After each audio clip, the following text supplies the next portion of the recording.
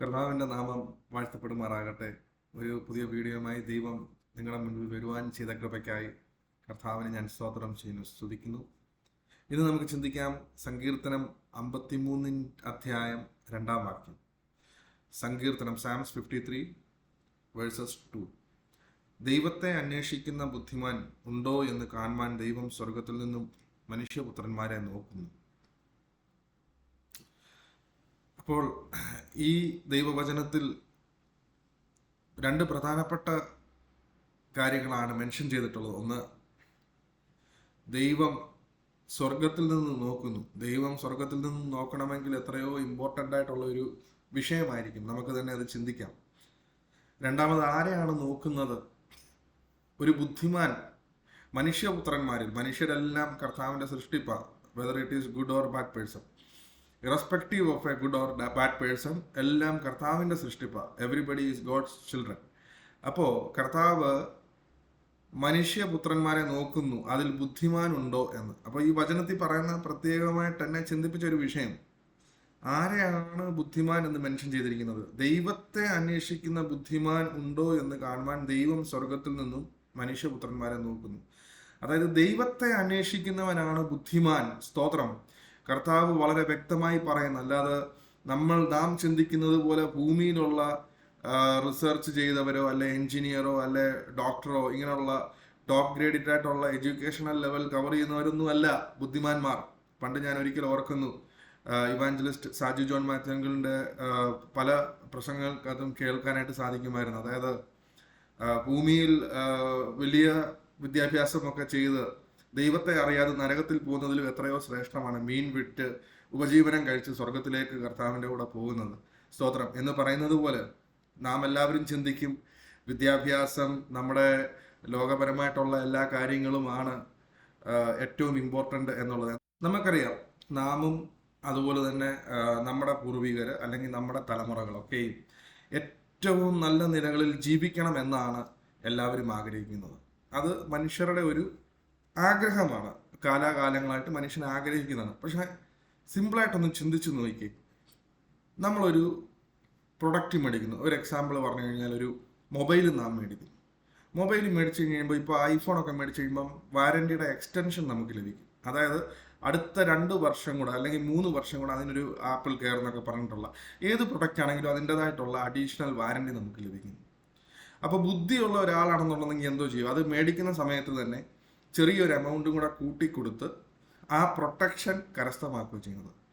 പക്ഷെ നമ്മുടെ ഭൂമിയിലെ ജീവിതത്തിൽ ഞാൻ ഇങ്ങനെ ശ്രദ്ധിക്കുമ്പോൾ ഓരോ വ്യക്തി ജീവിതങ്ങളെയും ഓരോ കമ്പനികളുടെ തലപ്പത്തിരിക്കുന്ന ആൾക്കാരെയും ഒക്കെ ചിന്തിക്കുമ്പോൾ അവർ അവരുടേതായിട്ടുള്ള ലോകപരമായ വലിയ അറിവിൽ അവരുടേതായ ബുദ്ധിയിലൊക്കെ സംസാരിക്കുന്നുണ്ട്, അവർ വലിയ വിദ്യാഭ്യാസം നേടിയിട്ടുണ്ട്. പക്ഷേ ഈ ജീവിതത്തിന് ശേഷം എന്താണെന്നുള്ളതിനെ പറ്റിയുള്ള ധാരണയില്ല, അല്ലെങ്കിൽ ആ വിഷയങ്ങളെപ്പറ്റി സംസാരിക്കുമ്പോൾ അവർക്ക് അതിനെപ്പറ്റി കേൾക്കാൻ താല്പര്യമില്ല. അപ്പോൾ എത്രയോ മൂഢത്തരമാണ് അതിനകത്ത് നിറഞ്ഞിരിക്കുന്നത്. അതായത് ലോകം കഴിഞ്ഞ്, ലോകത്തിലെ ജീവിതം കഴിഞ്ഞിട്ടുള്ള ഇഹലോകവാസത്തിനെ പറ്റി അല്ലെങ്കിൽ ഇറ്റേണൽ ലൈഫിനെ പറ്റിയുള്ള ഒരു ചിന്ത ആൾക്കാരിൽ വരുന്നില്ല. ശരിക്കും അതൊരു അബദ്ധം തന്നെയല്ലേ സത്യത്തിൽ? കാരണം നമ്മുടെ ഈ ലോകത്തിലെ ജീവിതം വളരെ ക്ഷണികമായ ജീവിതമാണ്. എപ്പോൾ എന്ത് സംഭവിക്കാം എന്നൊന്നും നമുക്കിപ്പോൾ ചിന്തിക്കാൻ പറ്റത്തില്ല. 70 ഏറെയാൽ 80 എന്നാണ് വിശുദ്ധ വേദപുസ്തകത്തിൽ എഴുതിയിരിക്കുന്നത്. പക്ഷേ ഇപ്പോഴത്തെ സാഹചര്യങ്ങളൊക്കെ അനുസരിച്ച് 70 80 എന്നൊക്കെ പറയുന്നത് ഒരു ലോട്ടറി പോലെ നമുക്ക് കരുതാനായിട്ട് പറ്റത്തുള്ളൂ. അപ്പം ബുദ്ധിയുള്ള ഒരു വ്യക്തി എന്ത് ചെയ്യും? അവൻ ഈ ജീവിതത്തിന് ശേഷം അടുത്ത ജീവിതത്തിലേക്ക് പ്രവേശിപ്പാൻ, അനന്തമായ ജീവിതത്തിലേക്ക് പ്രവേശിപ്പാൻ അവൻ പ്രിപ്പയർഡ് ആവും. സ്തോത്രം. അതാണ് യഥാർത്ഥത്തിലുള്ള ബുദ്ധിമാൻ. കാരണം ദൈവത്തെ സംബന്ധിച്ച് ഈ ലോകത്തിലുള്ള സ്തോത്രം 50 60 70 വർഷങ്ങളല്ല ദൈവം നോക്കുന്നത്. എന്നും കൂടെ നിൽക്കുന്ന, അല്ലെങ്കിൽ ദൈവവുമായിട്ടുള്ള സാമീപ്യം അനന്തമായി നിലനിൽക്കുന്ന നിലകളിൽ ആര് ചെയ്യുന്നത്? അതാണ് വചനത്തിൽ സംസാരിക്കുന്നത്. ദൈവത്തെ അന്വേഷിക്കുന്ന മനുഷ്യൻ ഉണ്ടോ എന്ന് കാണുവാൻ ദൈവം സ്വർഗത്തിൽ നിന്ന്, ബുദ്ധിമാൻ ഉണ്ടോ എന്ന് കാണുവാൻ ദൈവം സ്വർഗത്തിൽ നിന്ന് മനുഷ്യപുത്രന്മാരെ നോക്കുന്നു.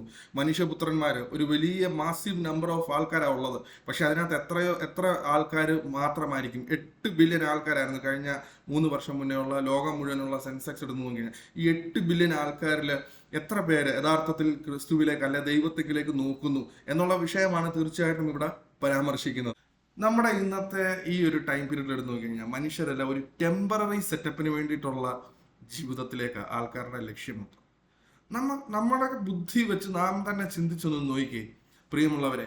നമുക്ക് എത്ര വർഷമുണ്ട് ലോകത്തിലുള്ള ജീവിതം എന്ന് പറഞ്ഞാൽ? എന്തിനാണ് ഈ ഉള്ള ചെറിയൊരു ലൈഫ് സ്പാനിന് വേണ്ടി ഇത്രയും പിടിവാശികളും ഈർഷ്യയും അല്ലെങ്കിൽ ജലസിനസും കാര്യങ്ങളും ഒക്കെ വെക്കുന്നത്? നല്ല രീതിയിൽ ജീവിച്ച് ദൈവത്തെ ആരാധിച്ച് നല്ലൊരു ക്രിസ്തീയ ജീവിതത്തിന് ഉടമയായി സ്തോത്രം ദൈവം വിളിക്കുന്ന സമയത്ത് പോകുന്നതല്ലേ ബുദ്ധിയോടുകൂടിയുള്ള നിലകളും കാര്യങ്ങളും ഒക്കെയും. അപ്പോൾ നാം ബുദ്ധിമാന്റെ കാര്യത്തെപ്പറ്റി സംസാരിച്ചു. ഇനിയും ഇച്ചിലൂടെ മൂഢൻ ആരാണെന്നുള്ളതിനെ പറ്റി നോക്കാം. സാംസ് 53 ചാപ്റ്റർ 53 വേഴ്സസ് 1. സങ്കീർത്തനം 53 അധ്യായം 1 വാക്യം. ദൈവമില്ല എന്ന് മൂഢൻ തന്റെ ഹൃദയത്തിൽ പറയുന്നു, അവൻ വഷളന്മാരായി മ്ലേച്ഛമായ നീതികേട് പ്രവർത്തിക്കുന്നു, നന്മ ചെയ്യുന്നവൻ ആരുമില്ല. സ്തോത്രം. ഈ വചനം വളരെ വ്യക്തമായിട്ട് പറയുന്നു. മറ്റേ നമ്മൾ നേരത്തെ വായിച്ച വാക്യത്തിന്റെ ഓപ്പോസിറ്റ് വാക്യം. ദൈവമുണ്ടോ എന്ന് നോക്കുന്നവൻ ബുദ്ധിമാൻ, ദൈവമില്ല എന്ന് പറയുന്നവൻ മൂഢൻ. ഇന്ന് നമുക്ക് ഒരുപാട് പേരെ കാണാം, എത്തിസ്റ്റ് ആൾക്കാരെ പറ്റിയ. ദൈവമില്ല എന്ത് ബുദ്ധിയിലാണ് അവരത് ദൈവമില്ല എന്ന് പറഞ്ഞ് സ്ഥാപിക്കാൻ ശ്രമിക്കുന്നതെന്ന് എനിക്ക് നോക്കിയിട്ടത് മനസ്സിലാകുന്നില്ല. നമ്മൾ രണ്ടു കാലം നിൽക്കുമ്പോൾ തന്നെ ദൈവമില്ല എന്ന് പറയുന്നതിനപ്പുറമായിട്ട് ഏതോ ഒരു ശക്തി നമ്മളെ ഡ്രൈവ് ചെയ്യുന്നെങ്കിലും പറയാനുള്ള ഒരു ബുദ്ധി പോലും. അപ്പൊ അത്രത്തോളം മറഞ്ഞിരിക്കുക. എന്നാൽ ഏറ്റവും രസം ഈ സംസാരങ്ങൾ, എനിക്കറിയാവുന്ന ഒരുപാട് കമ്പനികളുടെ സ്തോത്രം മുകളിൽ വളരെ ടോപ്പ് പൊസിഷൻസ് ക്യാരി ചെയ്യുന്ന ആൾക്കാർ, എത്രയോ ആയിരക്കണക്കിന് എംപ്ലോയീസിനെ ലീഡ് ചെയ്യുന്ന സിഇഒമാരെ എനിക്കറിയാം. എത്തിസ്റ്റ് ചിന്താഗതിക്കാരാ, ദൈവമില്ല എന്ന് വിശ്വസിക്കുന്നവരാ. അപ്പൊ ഞാൻ മനസ്സിൽ ഇങ്ങനെ ചിന്തിക്കും, കർത്താവേ ഇത്രയും വലിയ പൊസിഷനിൽ ലോകത്തിലിരുന്നു, പക്ഷെ യഥാർത്ഥത്തിൽ ദൈവത്തെ കാണാനുള്ളൊരു ബുദ്ധി ഇവർക്ക് ഇല്ലാതായി പോയല്ലോ. അതെന്താണെന്ന് ചോദിച്ചു കഴിഞ്ഞാൽ എനിക്കറിയത്തില്ല. മുൻപേ ഉള്ള നമ്മളുടെ വീഡിയോയിലൊക്കെ ശ്രദ്ധിച്ചോലെ, ലുദിയയുടെ ഹൃദയം ദൈവം തുറന്നതുപോലെ അത് ദൈവം തുറക്കാത്തതിൻ്റെയാണോ? അല്ല, അഥവാ അവർക്ക് സ്തോത്രം അവർക്ക് ദൈവം ഇത് വിധിച്ചിട്ടില്ലയോ?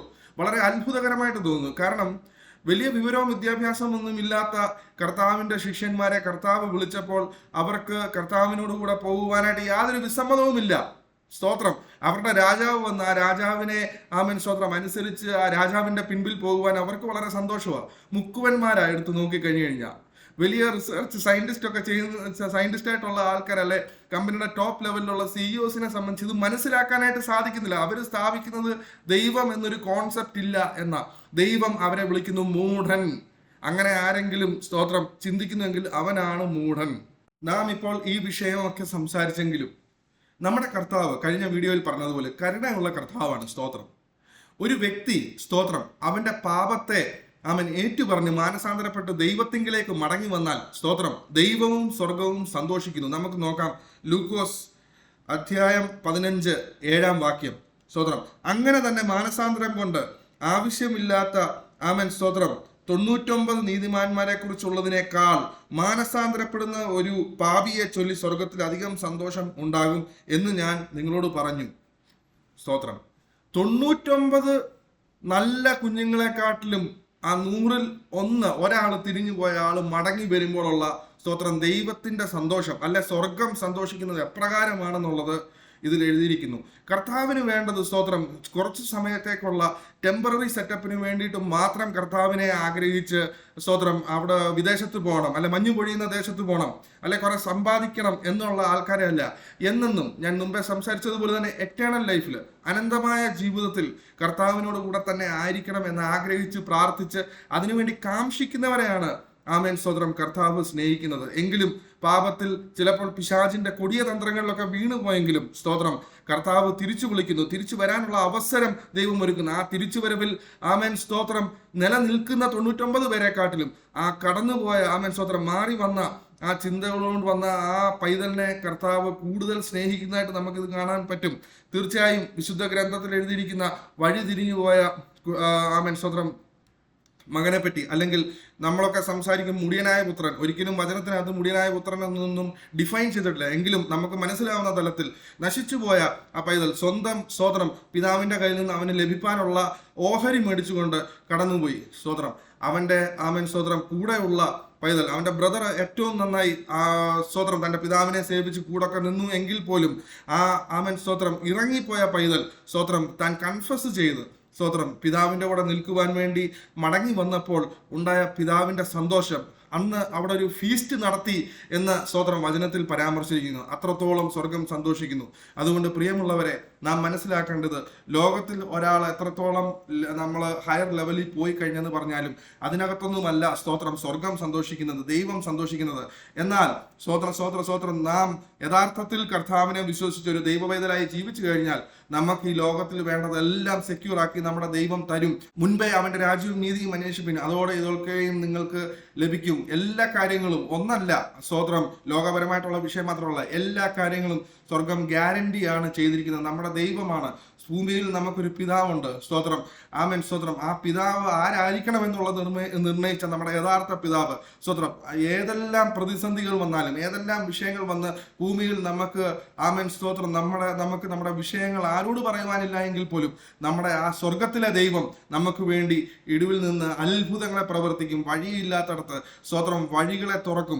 ഒരിക്കലും ക്ഷണികമായിട്ടുള്ള ഈ ലാഭ നേട്ടത്തിന് വേണ്ടി നമ്മൾ ഫോക്കസ് ചെയ്യാതെ സ്തോത്രം നമ്മുടെ സ്വർഗത്തിലെ ദൈവത്തിന്റെ പ്രസൻസിന് വേണ്ടി നാം കാംക്ഷിച്ചാൽ സ്തോത്രം ആ ദൈവം തീർച്ചയായിട്ടും നമ്മുടെ അന്ത്യത്തോളവും ആ അന്ത്യത്തിന് ശേഷമുള്ള അടുത്ത ജീവിതത്തിലെ കാര്യങ്ങളും സ്തോത്രം സ്വർഗം നമുക്ക് വേണ്ടി നേടിത്തരും. ഇപ്പോൾ ഇത്രയും വചനം സ്തോത്രം ഇത്രയും കാര്യങ്ങൾ വചനങ്ങൾ ഒക്കെയും കേട്ട് കഴിഞ്ഞപ്പോൾ നാം തന്നെ നമ്മളെ തിരിഞ്ഞു പരിശോധിക്കണം. നമ്മൾ ബുദ്ധിമാന്റെ സ്ഥാനത്താണോ അതോ മൂഢന്റെ സ്ഥാനത്താണോ നിൽക്കുന്നതെന്ന്. ഈ വാക്കുകളാൽ ദൈവം നമ്മെ അനുഗ്രഹിക്കട്ടെ.